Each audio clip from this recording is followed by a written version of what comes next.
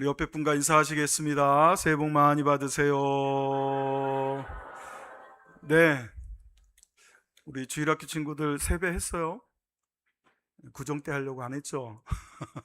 옛날에는 신정 때도 했어요. 하고 목사님한테도 하고. 그 목사님 세뱃돈을 줄까요? 안 줄까요? 안 주죠.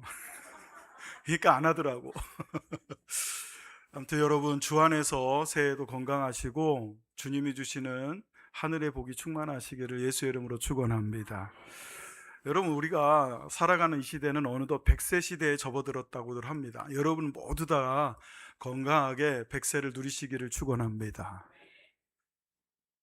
젊은이들은 아멘을 하는데 나이 드신 분들은 아멘 안 하시는데 충분합니다. 근데 여러분, 우리가 건강하기 위해서 요즘 참 많은 이야기들을 듣고 또 많은 어떤 주변의 방법들이 나오고 있죠. 열심히 운동해라, 또 이런 것들을 먹어라, 뭐 또 영양제도 섭취를 해라, 이런 얘기들을 많이 하는데, 사실 하는 것도 참 중요하지만 건강의학자들, 건강학자들의 어떤 연구에 의하면 우리가 사실은 건강을 유지하기 위해서 뭐를 먹는 것보다요, 사실은 안 먹는 게 굉장히 중요하다고 그래요.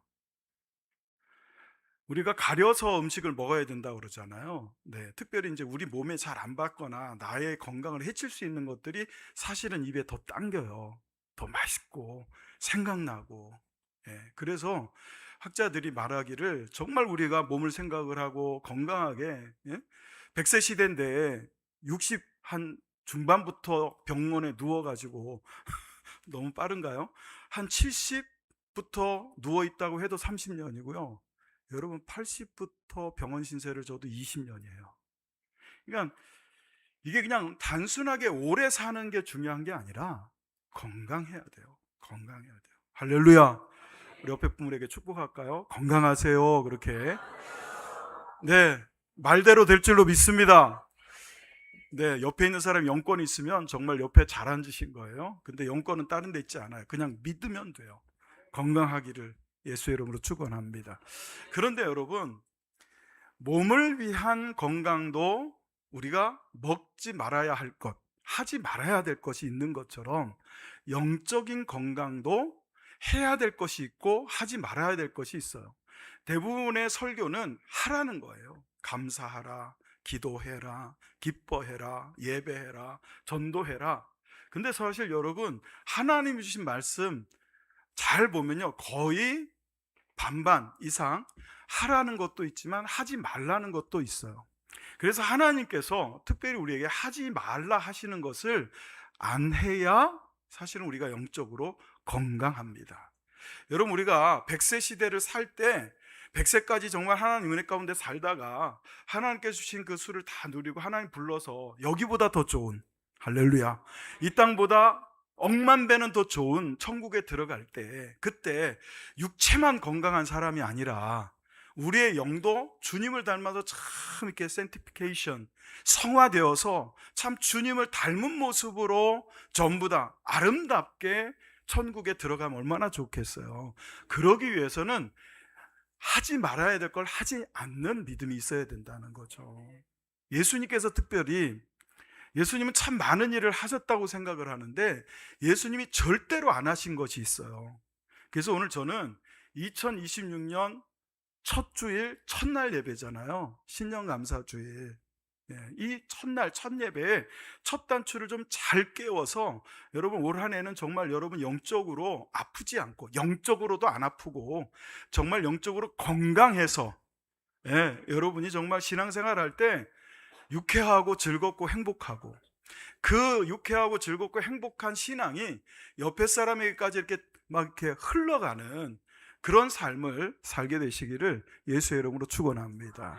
자, 본문에서 베드로전서 2장 22절로 23절, 제가 더 뒤에까지 문을 이렇게 성경 본문을 좀 끌어야 되지만 이렇게 세대지로 끊기 위해서 24절에서 중간에 동사로 딱 끝나지 않고 이렇게 난이로 끝났는데 한 구절씩 한 대지씩 살펴드리면서 과연 예수님은 무엇을 하지 않았는가 한번 생각해 보며 은혜를 나누기를 원합니다. 첫째, 주님은 변명하지 않으셨어요. 다 같이 한번 해볼까요? 주님은 변명하지 않으셨습니다. 오늘 본문 베드로전서 2장 22절을 같이 한번 읽어보겠습니다. 시작. 그는 죄를 범하지 아니하시고 그 입에 거짓도 없으시며 그랬어. 주님이 죄를 범하지 않았다는 건 누구나 다 인정하고 아는 거예요. 주님이 죄를 범하지 않았기 때문에 우리의 죄를 씻으실 수가 있는 거죠. 그런데 주님이 하시지 않은 것 중에 또 하나가 뭐냐면 그 입에 거짓이 없었다 그럽니다. 이 거짓이라는 단어가 헬라어로 돌로스라는 단어를 쓴대요. 이게 믿기 또는 올가미, 기만, 계략, 이런 뜻을 갖고 있어요. 여기서 조금 의미를 확장하면 속임수, 그리고 간계, 누군가를 여러분 덫에 걸려 넘어지게 해서 내가 유익을 얻으려고 하는 그런 어떤 행위, 그것을 돌로스라고 합니다. 돌로스라고 합니다. 이 돌로스는 여러분 변명과 같아요. 예수님은 죄가 없으셨습니다. 할렐루야. 그런데 그 죄가 없으신 예수님이 억울하게 십자가를 져요. 억울하게 죽으셔야 해요. 그럼에도 예수님은 어떤 변명도 하지 않으셨다는 거예요. 자신을 정당화하는 어떤 말씀도 하지 않으셨어요. 여러분, 빌라도 법정 앞에 섰을 때 오죽했으면, 여러분, 로마가 파송한 총독이었던 빌라도가 예수님을 신문하고 예수님과 대화를 한 후에 나는 이 사람에게서 어떤 죄도 찾을 수 없었노라라고 말했겠어요. 그런데도 유대인들이 십자가에 못 박아라, 바라바를 놔줘라 하니까 빌라도가 어떻게 합니까? 손을 씻어요. 이 사람의 피는 나랑 상관없다는 행위예요. 니들이 죽이는 거지 내가 죽인 건 아니다 하면서도 손을 씻어요. 손을 씻고 사람들에게 뭐라 하냐면, 너희들이 이 사람을 죄인으로 고발했지만 나는 이 사람에게서 도무지 죄를 찾아낼 수가 없다. 그런 예수님이 여러분 자기 스스로를 변호를 얼마나 잘할 수 있겠어요. 그런데도 안 하세요. 왜 그랬을까요? 몇 가지 이유가 있는데요. 그 중에 하나는 예수님이 이 땅에 오시는 것부터 시작해서 십자가를 지고 죽으시고 부활하시고 승천하시고 다시 오시는 모든 것이 구약에 다 예언이 되어 있습니다. 그 구약의 예언을 예수님은 성취하셔야 돼요.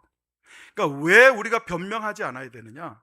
왜 우리가 거짓하지 않아야 되느냐? 구약의 성경을 그대로 응하게 하시려 했던 예수님처럼 우리도 성경을 응하게 하는 삶을 살기 위해서. 할렐루야. 여러분, 자, 이사야 53장 9절을 보세요. 다 같이 읽습니다. 시작. 그는 강포를 행하지 아니하였고 그의 입에 거짓이 없었으나 그의 무덤이 악인들과 함께 있었으며 그가 죽은 후에 부자와 함께 있었도다. 여러분, 이 말씀 그대로가, 이 이사야서가요, 예수님께서 인카네이션, 성육신, 사람으로 오시기 전 700년 전이에요. 700년 전에 너희를 위한 그리스도가 올 텐데, 구세주가 올 텐데 그분은 이러이러한 삶을 살 것이다 라고 700년 전에 예언한 건데, 보세요. 그는 강포를 행하지 아니하였고 그의 입에 거짓이 없었으나 그의 무덤이 악인들, 죄인들과 함께 있었으며. 다 예수님이시잖아요. 특별히 여기 거짓이 없었다. 바로 오늘 본문의 말씀과 같이 예수님은 변명하지 않고 거짓되이 자신을 여러분 정당화하지 않으셨다는 거예요. 여러분, 예수님의 이 침묵, 예수님의 이 거룩한 침묵은요, 그 어떤 외침보다도, 그 어떤 큰 소리보다도 강력한 힘을 갖고 있었어요. 빌라도가 그 앞에서 죄가 없다라고 선언할 수 있을 정도로 예수님의 침묵이 오히려 빌라도의 마음을 흔들어 놨던 거예요. 그럼에도 사람들의 눈치를 보느라고, 자기 권력을 유지하느라고 유대인들의 그 성화에 못 이겨서 사형을 언도한 것 때문에 오고 가는 모든 세대의 그리스도인들이 유대인들이 아니라 누구에게 고난을 받았다고 그래요? 빌라도에게 고난을 받으사, 이렇게 말하는 거예요. 알고도, 죄인이 아니라는 걸 알고도 사형을 언도한 그 여러분 행위가 예수님께는 실제적 고난이었다는 거죠. 여러분, 예수님의 침묵은요, 그 어떤 복음의 외침보다도 강력고 힘이 있었어요. 생각해 보세요. 딱 3년이에요. 3년 공생에 사역하시고 십자가에서 한 말씀 안 하시고 죽으신 그 예수님 때문에 지금 전 지구상 인구 가운데 20억에서 30억 인구가 예수를 그리스도로 주로 믿는다는 것. 그게 바로 침묵의 힘이고 변명하지 않는 자의 힘인 줄로 믿습니다. 여러분, 이렇게 변명하지 않고 거짓되이 자기를 정당화하지 않았던 성경의 인물을 찾아보니까 요셉이라는 분이 떠오르더라고요. 요셉처럼 억울한 사람 또 있을까요? 아마 예수님 다음으로 성경 인물 가운데 제일 억울한 사람 중에 하나가 요셉일 거예요. 요셉은 형이 10명이나 있었어요. 형이 10명이나 있었는데 그 형들이 전부 다 무채색 옷을 입었어요. 그냥 유대인들이 평범하게 입는 싸구려 옷감으로 만든 옷을 입고 다녀요. 근데 11번째 야곱의 아들이었던 요셉에게는 야곱이 채색 옷을 지어 입혀요. 우리나라로 말하면 비단 옷을 입힌 거예요. 참 미련하죠. 어쩜 그렇게 대놓고 막내를. 그러니까 형들이 시기가 나죠. 질투가 나죠. 그런데 안 그래도 미운 요셉이 어느 날 꿈 얘기를 해요.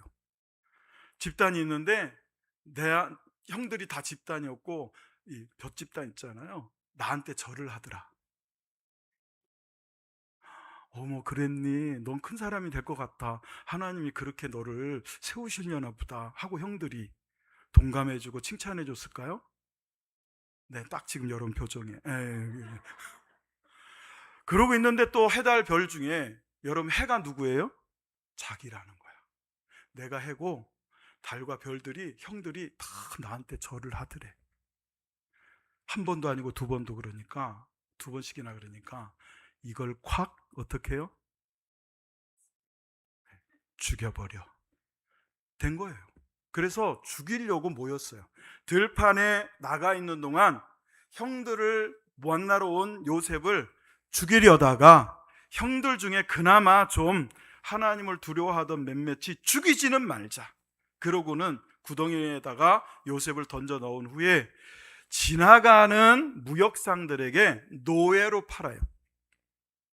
나 같으면 차라리 죽이는 게 낫다 이런 생각이 들 정도예요. 그건 봐준 게 아니잖아요. 노예로 돈은 돈대로 챙기고 노예로 팔아요. 그리고 그 옷에다 짐승의 피를 묻혀다가 야곱에게 갖다 줘요. 얼마나 큰 죄악이에요. 얼마나 억울해요. 여러분 그건 책으로 쓰여졌고 우리는 그냥 읽으니까 그게 그냥 이렇게 지나가잖아요. 그렇지만 내가 요셉이었다고 생각해 보세요. 어느 날 갑자기 10명의 형들이 작당을 해서 자기를 죽이려고 하지를 않나.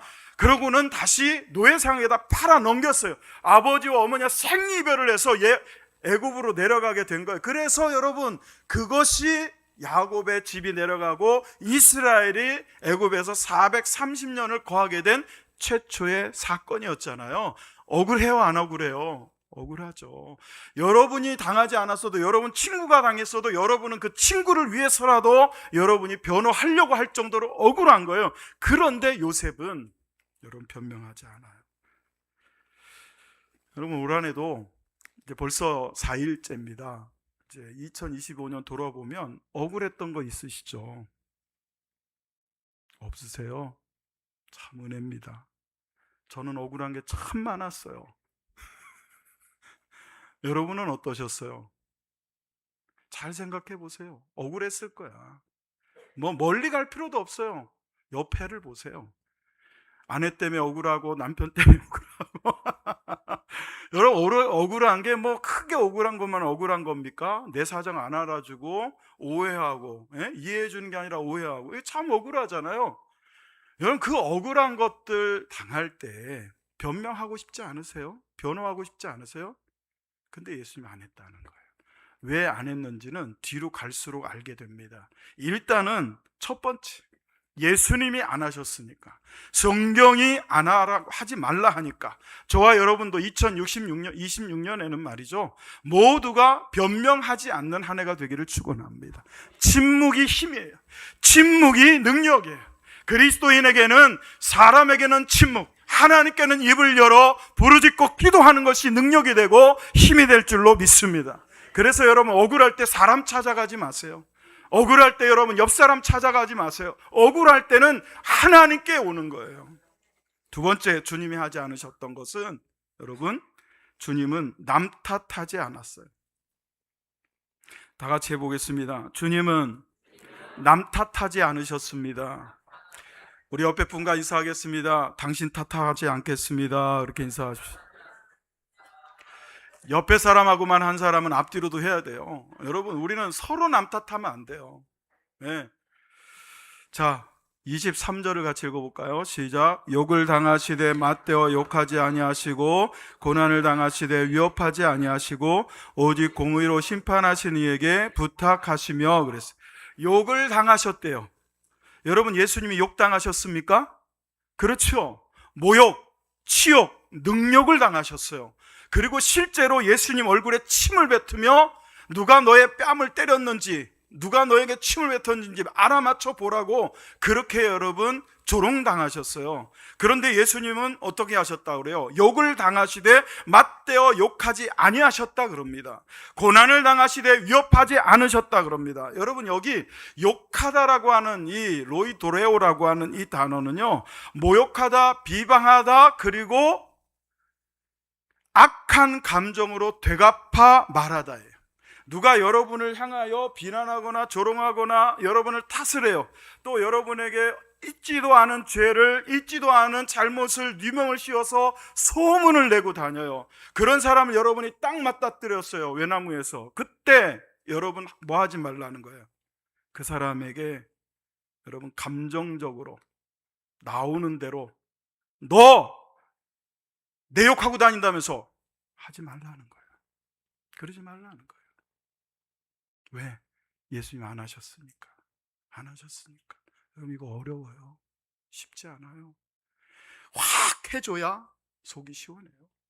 말해야, 말해야 속이 시원해요. 저도 참 많이 경험을 해요.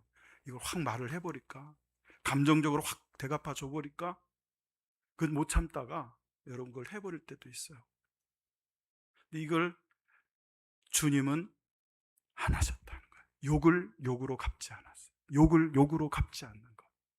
그리고 여러분, 고난을 당하시되 위협하지 않았다는 게 무슨 뜻이냐면, 여러분, 보복을 암시하는 말을 위협적으로 말하는 거예요. 우리 자주 그러잖아. 너 듣고 봐라, 너 우리 애들한테도 그래. 너 한 번만 더, 이것도 다 이거예요. 너 한 번만 더 그렇게 해봐. 가만히 안 있어. 이게 전부 다 여러분 앞에 일레오예요. 자, 우리 주일학교 어린들만 엄마 아빠를 보고 엄마 하지 마 해. 우리 여준이가 이랬어요. 아마 엄마는 안 그럴 것 같은데 여러분, 아이들한테도 그러면 안 돼요. 저도 참 많이 그랬는데 성경을 이때 미리 알았으면 안 그랬을 텐데, 여러분 서로 위협하지 마세요. 너 한 번만 더 그래봐. 너 두고 보자 내가. 그러면 안 된다는 거예요. 왜? 첫 번째 기준은 예수님이 하지 않으셨으니까. 여러분, 우리는 예수님이 하신 건 하고요, 예수님이 안 하신 거 안 하면 영적으로 건강해져요. 할렐루야.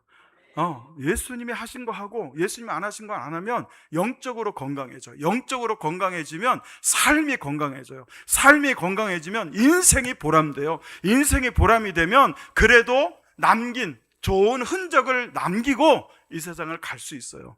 여러분 모두가 그렇게 서로 욕하고 위협하고, 욕을 당하나 욕하지 않고 고난을 당하나 위협하지 않는 주님처럼 살기를 주의 이름으로 축원합니다.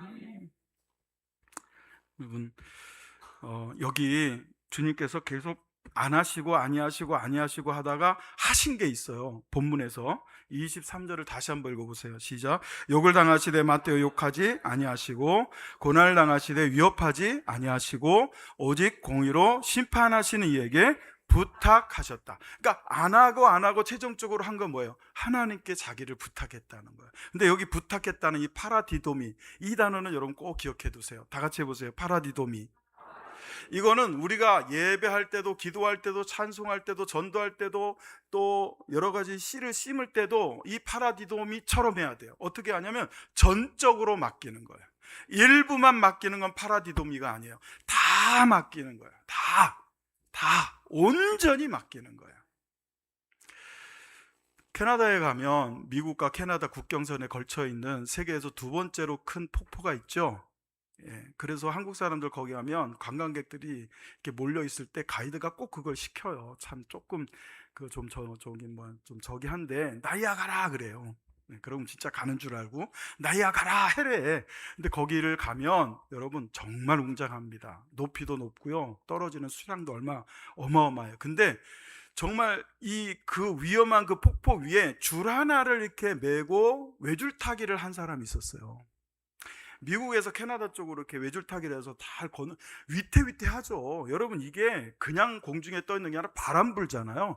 폭포가 떨어지면요, 그 근처만 가도 물벼락이 막, 바람이 심해가지고 물벼락이 막 이렇게 물보라가 치는데, 그 외줄을 타고 거기를 건너면 얼마나 어려워요. 그래서 사람들이 조마조마하면서 막 무사히 건너오기를 기대를 하고 이렇게 하는데 정말 실수하지 않고 떨어지지 않고 잘 왔어요. 환호를 보내고 말이죠, 막 박수를 쳐주고 대단하다 말이죠. 최고다 막.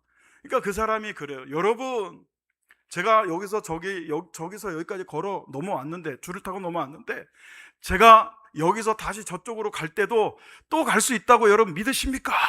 그랬더니 믿죠. 뭐 한 번 더 하라는 거지. 믿죠. 한 번 더 해보라는 거야. 막 믿는다 그래요. 그랬더니 이 사람이 조용히 시키고는, 여러분 중에 그러면 정말 믿는다면 내 손을 잡고 같이 이 줄을 건너갈 사람 한 사람 나오십시오. 그랬더니 아무도 안 나가요. 그건 믿는 게 아니죠. 근데 조그만 꼬마 하나가 손을 들고 나와요. 아빠, 내가 갈게요. 지어진 얘긴지, 여러분 챗GPT에 한번 물어보세요. 그런 일이 있었는지. 수많은 목사님들이 예화로 쓰고 계시는 예화예요. 여러분, 이게 만들어진 얘기를 할지라도 공감이 가잖아요. 아들은 아빠를 신뢰하는 거예요. 그게 여러분 바로 파라디돔이에요. 전적으로 맡겨, 입술로만.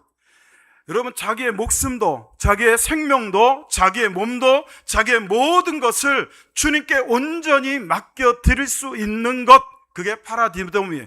예수님은 욕을 당하시되 욕하지 아니하셨고, 고난을 당하시되 위협하지 아니하시면서 자기의 온 영혼을 여러분 하나님께서 건져주시고 반드시 하나님의 뜻대로 당신을 사용하사 그리스도의 구속의 사역을 이루시고 부활하게 하실 것을 온전히 신뢰했기 때문에 자신을 맡겨드릴 수 있었다는 거죠. 그렇게 맡겨드릴 수 있는 신뢰가 있어야 여러분 우리는 변명하지 않을 수 있어요. 그리고 남 탓하지 않는 거예요. 왜? 하나님이 하실 거니까. 주님이 하실 거니까. 앞서 말씀드렸던 요셉이 애굽의 총리가 되었습니다. 그 과정은 성경을 보시면 됩니다. 창세기 39장부터 이렇게 나오는 요셉의 이야기를 여러분이 성경을 통해서 보시면 됩니다. 근데 다 알고 계시는 얘기들이지만 혹 모르시는 분들을 위해서, 그래 요셉이 형들의 여러분 그 괴계를 통하여 애굽으로 팔려갔어요. 팔려가자마자 노예 생활을 하는데 하나님께서 은혜를 주셔서 아무 데서나 하지 않고 그 나라의 꽤 높은 지위에 있던 보디발이라고 하는 장군의 집에서 노예 생활을 하게 했어요. 근데 이 보디발이 가만히 보니까 너무 똑똑한 거야. 요셉이 너무 지혜로워요. 거기다가 잘생겼어. 우리 강태호 집사님, 허정인 집사님처럼 키는 컸는지 모르지만 잘생기시고 또 지혜가 있어 보니까, 그래서 어떻게 해요? 곁에 두고 자기의 집에 자기 아내만 빼고는 다 맡겼어요. 근데 그 뺀 하나인 아내가 요셉을 유혹해요. 잘생겼으니까 야 같이 자자. 여자가 남자를 먼저 유혹한 거예요. 유부녀가 소년 요셉을. 그때 요셉이 옷을 벗어 던지고 도망을 가요. 옷이 남겨 있었어요. 이거 잘못하다가는 자기의 죄가 드러날 것 같으니까 보디발의 아내가 옷을 딱 쥐어들고는 소리를 지르기 시작해요. 여보시오, 여보시오, 큰일 났어요, 도와주세요. 들어왔더니 사람들에게 뭐라 그럽니까? 이 옷의 주인이 나를 겁탈하려고 했다는 거예요. 요셉이에요. 보디발이 아꼈던 사람이라 죽여버리고 싶었지만 감옥에다 쳐넣었어요. 그 감옥에서 간수장에게 하나님 은혜를 주셔서 그곳에서도 여러분 모든 관리를 요셉이 하게 해요. 억울하게 팔려왔는데 한 번도 변명해 본 적이 없던 그 요셉이 이제는 간통죄에, 간통이 아니고 뭐라 그래요? 강간이라고 그래야 되나? 여러분은 그런 것과 상관없이 사니까 이름도 부르면 안 되죠.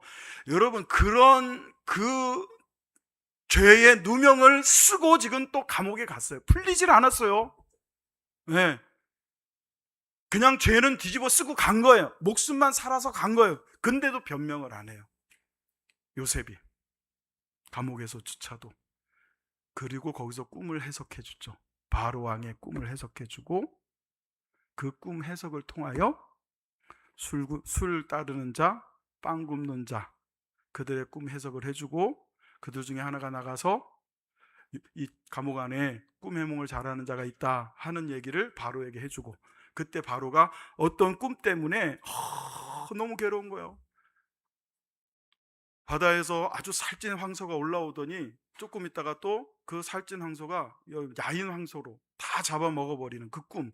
여러분, 그 꿈을 누구도 해석을 못하는 거예요. 요셉이 딱 해석해 주잖아요. 7년 풍년, 7년 흉년.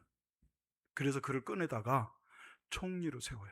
애굽에서 딱 2명이 총리인데, 여러분, 이스라엘은 이때 나라도 없었어요. 야곱이라고 하는 지파의 아들이에요.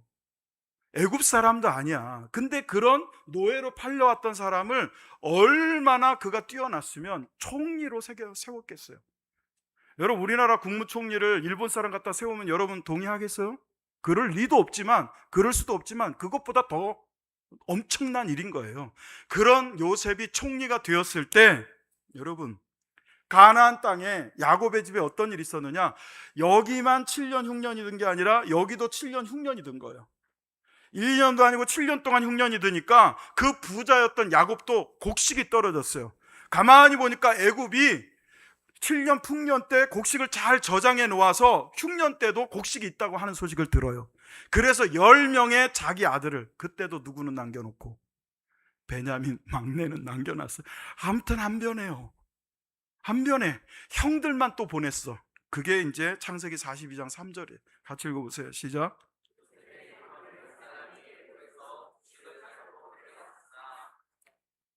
베냐민만 또 남겨놓은 거야. 10명이 애굽에서 곡식을 사려고 애굽으로 내려갔을 때 누구를 만났을까요? 요셉을 봐요.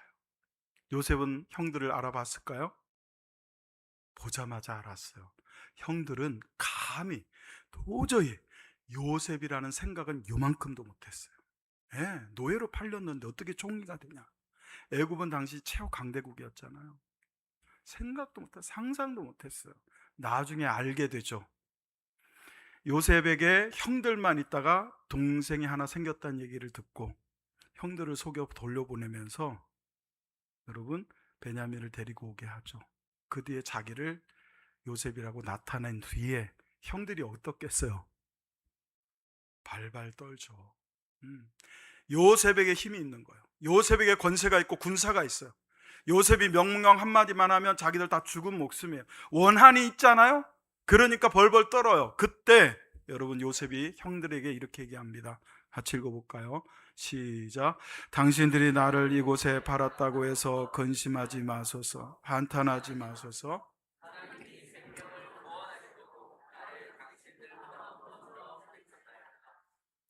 제가 가끔 여러분에게 영 이렇게 얘기를 해요. 영의 눈을 떠라, 영의 눈을 떠라. 목사님 도대체 뭐 영의 눈이 뭡니까? 실체가 있는 겁니까? 실체가 있습니다. 바로 이런 게 영의 눈을 뜨는 거예요. 요셉은 자기의 환경과 상황 속에서 환경과 상황을 본 게 아니라 실상을 봤어요. 여러분, 믿음은 바라는 것들의 실상이요라는 것을 그냥 지나시면 안 돼요. 그 굉장히 깊이 고민하셔야 돼요. 우리가 살아가면서 눈이나 귀나 또는 코나 손, 이 모든 몸의 감각기관을 통하여 얻은 정보로 여러분 생을 살아갈 때 결정을 하는 모든 건요 현상입니다. 감기가 걸리면 기침이 나기 시작해요. 콧물이 나고 열이 오릅니다. 그 현상이에요. 근데 실상을 보라는 거예요. 아파요. 배가 아프고 소화도 잘 안 되고 허리도 아프고 아파. 그건 현상이에요. 실상을 보라는 거예요. 여러분, 가끔은요 우리가 하나님의 뜻대로 살지 않아서 아프기도 하고요. 이해되셔요? 하나님의 뜻에 순종하라고 하나님이 질병을 주실 때도 있어요. 성경에 기록되어 있으니까. 반대로 어떨 때는 하나님이 나를 더 성숙시키기 위해서 고난 주실 때도 있어요.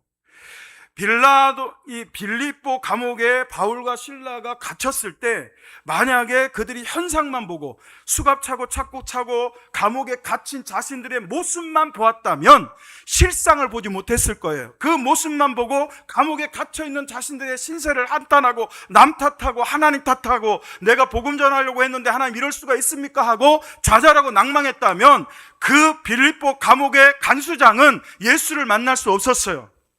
빌립보 감옥에 갔기 때문에 간수장을 만났고, 그 빌립보 감옥에서 바울과 실라가 남 탓하지 않고 변명하지 않고 하나님의 때를 침묵하며 조용히 기다렸을 때, 하나님을 노래하고 하나님을 찬양했을 때 실상을 보게 하신 하나님이 그 간수장에게 예수를 전하게 해서 빌립보 지역에 여러분 예수 그리스도를 믿고 영접한 온 가족이 다 세례를 받는 두 번째 집이 되게 합니다. 첫 번째 집이 어디죠? 루디아의 집이에요. 할렐루야 아닙니까? 그게 바로 실상이에요. 여러분에게 고난이 찾아와요. 여러분에게 어려움이 찾아와요. 변명하고 싶고 남 탓하고 싶어요. 세월 탓하고 싶고 나이 탓하고 싶고, 그리고 가문 탓하고 싶어요. 환경 탓하고 싶어요. 그러지 마세요.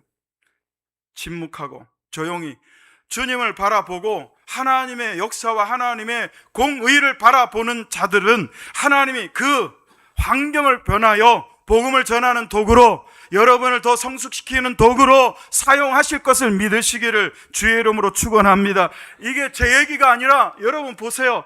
요셉이 이렇게 말하잖아요. 당신들이 나를 이곳에 팔았다고 해서 근심하지 말라는 거예요. 그건 당신들을 통하여 하나님이 나를 먼저 이 애굽에 보내서 이렇게 굶어 죽을 상황이 왔을 때 당신들과 이스라엘 백성, 하나님의 백성을 보존하시고 그들을 살리시기 위한 하나님의 섭리요 계획이 있었기 때문입니다. 이게 뭐예요? 이게 영의 눈을 뜨고 세상을 바라보는 거예요. 이게 영의 눈을 뜨고 영적으로 환경과 여건과 상황을 접근하는 방식이에요. 여러분 어렵지 않아요. 눈 감았다 뜨는 것처럼 영의 눈 뜨는 거 어렵지 않아요. 쉽습니다. 어떻게 하냐면 딱 하나만 생각하면 돼요. 이럴 때 하나님은 어떻게 하실까를 생각하세요. 이럴 때 하나님은 내가 어떻게 하기를 원하시는가를 한 번만 생각하세요. 그렇게 생각했을 때 깊이 있게 깨닫는 사람은 성경을 가까이 하고 늘 하나님의 뜻을 쫓아 묵상을 해오면 깊이 깨닫는 거예요. 근데 깊이 깨닫지 못하고 얕게 깨닫는 사람은 그만큼 성경의 지식이 얕기 때문에 그런 거예요. 그건 어쩔 수 없어요. 성경을 깊이 연구하고 배우고 가르치고 외우고 전하고 나눌 때 깊어져요. 그러나 얕든 깊든 똑같은 건 뭐냐? 결국 하나님께 물으면 얕은 영적인 지식이든 깊은 영적인 지식이든 하나님은 그 지식을 사용하셔서 하나님의 뜻을 여러분을 통하여 나타내실 줄로 믿습니다.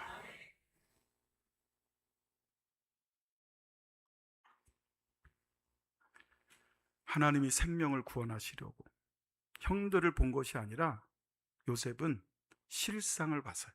하나님의 뜻을 본 거예요. 그게 실상이에요.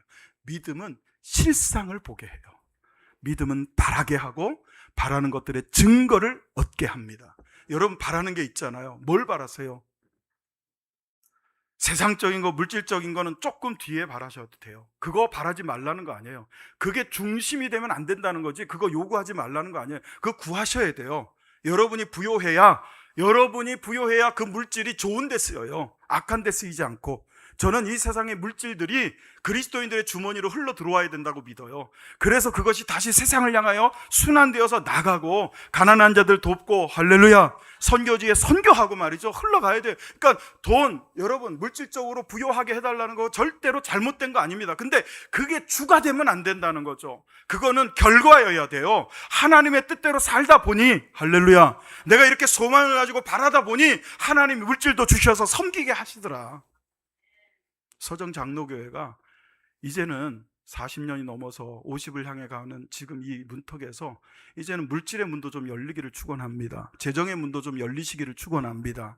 그래서 말이죠, 돕고 있지만 여기 지구상에 10명의 아이들 우리가 돕고 있지만 더 할 수 있단 말이죠. 어떤 교회는 360명을 돕는데요. 360명. 여러분 도전하세요. 바랍시다 우리. 할렐루야. 여러분 그럴 수 있는 방법이 뭐예요? 남 탓하지 않는 거예요. 남 탓하지 마세요. 심지어는 부모 탓해요. 형제 탓하고. 자기가 잘못해놓고 부모 탓을 해요. 자기가 열심히 안 살아놓고 남 탓을 해요. 그러지 말라는 거예요. 세 번째, 주님이 하시지 않은 건 포기하지 않으셨어요. 다 같이 한번 해보겠습니다. 주님은 포기하지 않으셨습니다. 우리 옆에 분에게 축복하며 인사하겠습니다. 포기하지 마세요. 네. 뭘 포기하지 말라 하는 거냐? 여러분, 주님은요, 24절을 보세요. 다 같이 시작. 친히 나무에 달려 그 몸으로 우리 죄를 담당하셨으니 이는 우리로 죄에 대하여 죽고 의에 대하여 살게 하려 하심이라. 그가 채찍에 맞음으로 너희는 나음을 얻었나니 그랬습니다. 여러분, 예수님께서 변명도 남탓도 하지 않았던 이유는요, 딱 하나입니다. 주님은 하나님의 뜻을 이루는데 남탓이 소용이 없었기 때문이에요. 변명이 필요 없었기 때문에, 아니 오히려 방해가 되기 때문에 하나님의 뜻을 이루는 것은 당신께서 나무에 달려, 즉 십자가에 매달려서 우리를 대속하여 구속의 죽음을 죽으셔야만 하는데, 그걸 변명하고 나오면 어떻게 되겠어요? 그걸 남탓하고 십자가 안 지면 어떻게 되겠어요? 그러니까 아무 소리 안 하시는 거예요. 죽여라라는 거죠. 너희들이 행할 바를 행하라는 거죠. 그것이 하나님의 뜻을 이루는 거니까. 여러분, 예수님께서 변명하지 않고 거짓되이 괴술, 간계하지 않은 이유, 남탓하며 자기를 이렇게 비정상적으로 변호하지 않은 이유는요, 하나님의 선하신 뜻이 있기 때문임을 믿었기 때문이에요. 베드로전서 2장 24절에 여러분 담당하였다라는 단어가 나오죠. 이게 아나페로인데 이게 원래 들어올리다예요. 그러니까 여러분, 이것도 사실은 이 구약 성경에 예수님께서 나무에 달려 죽으실 것과 그 다음에 그 나무가 들려 올려서 사람들에게 다 보이게 될 것을 구약이 이미 다 예언을 했어요. 여러분 이거 기가 막히지 않아요? 제가 여러분 오늘 예배 끝나고 갈 때 여러분 한 명을 딱 찍어가지고 말이죠, 돗자리 딱 깔아놓고 누구 집사님 오늘 집에 갈 때 차 조심해, 여기 사거리 딱 나가자마자 신호 딱 걸리고 좌회전할 때 잠깐 멈췄다가 안 그러면 사고 날 거야 딱 했는데, 에이 뭐 그래 하고 갔는데 정말 딱 그랬더니 그냥 갑자기 차가 그냥 크게 사고가 났어. 그거 그냥 신호 받고 바로 가서 큰일 날 뻔했어. 그럼 여러분 저를 뭐라고 생각하겠어요? 그 뒤부터는 저는 이제 점술가가 되는 거지. 목사님 우리 딸이 어떻게 될까요? 목사님 우리 아들이 어떻게 될까요? 우리 남편이 어떻게 될까요? 맨날 물으러 올 거예요. 여러분 그래서 부흥한 교회도 있어요. 네. 여러분 하나 분명히 아셔야 돼요. 제가 설교를 할 때 이게 지금 유튜브에 방송되기 때문에 그분들이 저를 보면 아유 몰라서 저런다 이럴 수 있지만, 성경 어디에도요 하나님은 개인의 미래를 점 찍듯이 예언해 주신 적이 없어요. 그걸 아셔야 돼. 잘못된 거예요. 그거는 의심이 없이 100% 잘못된 거. 목사님 다윗에게도 예언하고 요셉에게도 예언했는데, 그건 다윗이 이스라엘을 대표하기 때문이에요. 이스라엘을 대표하는, 전부를 상징하는, 이스라엘을 상징하는 사람에게 이스라엘을 향한 계시를 준 거지, 다윗의 개인의 미래를 얘기한 게 아니에요. 그거 알려고 하지 마세요. 지금 코앞의 일도 지금 현재도 제대로 살지 못하면서 왜 미래를 생각을 해? 왜 미래를 알려고 그래요? 여러분이 정 원하시면 저도 오늘 또 기도 들어갑니다. 주여 저에게도 점 찍는 역사를, 은사를 주소서. 금방 부자 될 거예요. 소문 나가지고 우리 교회 미어 터질 겁니다 아마. 집사님 내 보니까 1년 후에 암 걸릴 것 같으니까 지금부터 조심하라. 그걸 누가 알아? 그렇게 해놓으면 그 사람 두렵잖아요. 그럼 어떻게 해야 됩니까? 열심히 신앙생활 해야지. 집 있지? 팔아. 땅 있지? 팔아. 헌금해. 나 차 하나 없는데 차도 하나 사주고. 걱정하지 마세요. 저에겐 그런 능력이 없어요. 하나님이 주실 일도 없고. 여러분, 그런데 700년 전에 이렇게 될 거다 예언이 됐어요. 근데 그대로 됐어요. 다 됐어요. 들어 올려졌어요. 나무에 매달렸어요. 근데 그분이 친히 나무에 달려서 그 몸으로 여러분과 저의 모든 죄를 담당하신 줄로 믿습니다. 왜? 우리로, 여러분으로 하여금 죄에 대하여는 죽은 자처럼 의에 대하여 살아있는 자로. 그 얘기는 뭡니까? 죄를 쫓는 자가 아니라 옳은 것을 쫓아 사는 자. 의는 옳음이에요. 옳음. 옳다는 거예요. 근데 뭐가 옳은 겁니까? 하나님께서 옳다고 하시는 게 옳은 거예요. 할렐루야. 주 안에서 옳은 것을 하도록 하기 위해서 여러분을 구원하시는 일을 십자가에 억울하게 매달리셔서도, 십자가에서 누명을 쓰고 죽으셨어도 포기하지 않고 끝까지 담당해 내셨다는 거예요. 이 모든 행동의 근거가 되는 게 뭐였을까요?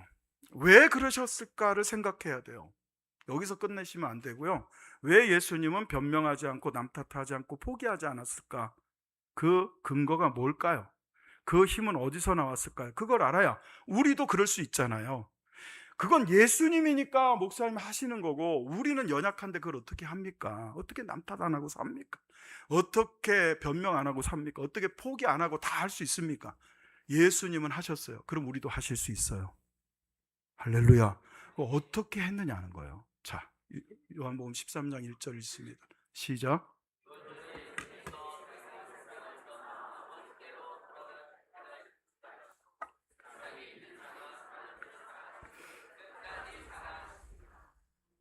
우리가 잘 아는 말씀입니다. 끝까지 사랑하시니라.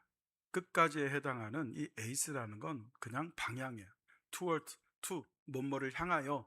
그리고 텔로스라는 단어는 목적지, 완성, 성취를 뜻해요. 근데 끝까지 하면 여러분 대부분, 제가 이거 한번 설교했었습니다만은 시간을 생각을 해요. 주님께서 십자가를 지고 죽으셔야 돼요. 지금 죽고 계셔요. 이제 곧 죽으셔요. 근데 그 십자가를 지고 그 운명하시는, 영원히 떠나가시는 그 순간까지 우리를 사랑하셨다, 이걸 끝까지로 해석을 해요. 아니에요. 이건 시간을 말하는 단어가 아닙니다. 이거는 완성을 말하는 단어예요. 누군가를 사랑하는데 모자라지 않게 온전히 완전히 성취하도록 사랑하셨다. 사랑을 온전히 성취하셨다. 여러분, 우리가 이제 이 세상을, 아까 우리 장로님께서 기도하실 때 이제 새해 천년 신년 첫 주일이니까 언젠간 다 간다는 기도를 하셨는데, 여러분 다 갑니다. 자녀들 남겨놓고 가야 돼요. 그죠? 손주들 남겨놓고 가야 됩니다. 그때 그 자녀들 손주들을 이렇게 남겨놓고 갈 때 아무 여한이 없어요. 걱정도 없고, 얘네들은 이제 믿음으로 잘 살 거고 내가 없어도 행복하게 잘 살 거라는 그런 마음이 있으면 좀 편할 것 같아요. 근데 만약에 교회도 안 다녀, 예배도 안 드려, 그리고 삶도 엉망진창이야, 그럼 여러분이 하나님의 부름을 받을, 여러분 믿고 가지만 여러분은 어떻게 편하게 가겠어요? 아니면 가기 싫겠어요? 편하게 못 가죠. 왜? 남겨진 일이 있는 거예요. 남겨진 사랑이 있는 거예요. 근데 이 에이스텔로스는 그게 없다는 뜻이에요. 하나 남김없이 우리 예수님께서 조기오 집사님을 사랑하시되 온전히 끝까지 완전히 사랑하셨다는 거예요. 그게 언제? 조기오 집사님이 죽을 때? 아니요. 지금 이 순간에도 여러분을 주님이 그렇게 지금 에이스텔로스 끝까지 사랑하셨고, 사랑하고 계시고, 사랑하실 것을, 예수님이 그렇게 끝까지 사랑하셨기 때문에, 그 사랑 때문에 예수님은 변명하지 않았던 거예요. 그 사랑 때문에 남 탓하지 않았던 거예요. 그 사랑이 예수님으로 하여금 절대로 그 십자가의 고통을 겪으시면서도 십자가에서 중간에 내려오지 않게 하시고, 빌라도 법정에서 억울하고 정말 속상하지만 여러분, 우리를 사랑하시기 때문에 변명하지 않으셨던 거예요. 채찍에 맞아 가시면서 그 무거운 60kg나 되는 나무 십자가를 치고 사람들이 욕하고 비난하고 손가락질하는 그 모든 조롱을 받으시면서 겉옷 다 벗겨진 채로 팬티 한 장 걸치고 온몸에 피투성이가 되어서 골고다 언덕길을 올라가시면서도 포기하지 않았던 이유는 끝까지 사랑하셨기 때문이에요. 여러분, 저도요, 변명하고 싶지 않아요. 억울해요. 누명을 썼어요. 못 알아줘요. 성도들이 내 마음을 못 알아주는 것 같아. 여러분이 제 마음, 제 사정을 살펴주지 않는 것 같은 억울함이 있어요. 그래서 하나님 앞에 눈물을 흘리고 울어요. 설교를 준비하다 보니까 제가 제일 많이 억울해하고 있더라고요. 제일 속상해하고 있고, 그래서 웬만하면 붙잡고 그거 아닙니다, 그거 아니에요, 사실은 이겁니다 말하고 싶어요. 포기하고도 싶고요. 근데 하나님이 그러셔요. 그러니까 저는 가만히 보면 목사 될 자격이라고는 눈을 씻고 봐도 요만큼도 없던 사람을 왜 목사 되게 했느냐? 말씀을 붙잡고 깨달으라고. 여러분 앞에 설교하려고 서면서 말씀을 준비하면서 저는 저를 보는 거예요.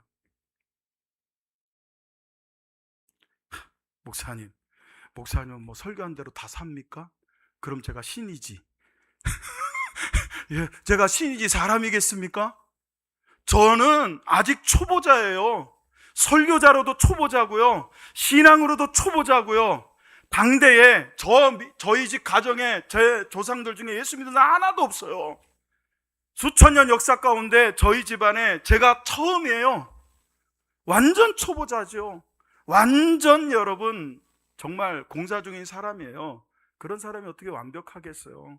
그러니까 매일 자기한테 설교를 준비를 하고 또 설교하고 또 회개하고 또 설교를 하고 또 회개하고 또 도전해보고 또 살아보고 또 부딪혀보고 또 앞으로 나아가고 그렇게 하면서 결국은 어떻게 되기를 주님 닮고 싶은 거예요. 저도 예수님 닮고 싶은 거예요. 예수님 닮았으면 좋겠어요. 여러분, 예수님이 끝까지 변명하지 않고 남 탓하지 않고 하나님의 뜻을 포기하지 않을 수 있었던 이유는요, 사랑하셨기 때문이라는 거 기억하시고, 자, 우리 했던 건데 이렇게 안으시고, 하나님은 나를 사랑하신다 해보세요. 예수님은 나를 사랑하신다. 자, 그리고 이제 그 팔을 풀고 옆에 사람을 살짝 안아주면서 하나님은 당신을 사랑하십니다.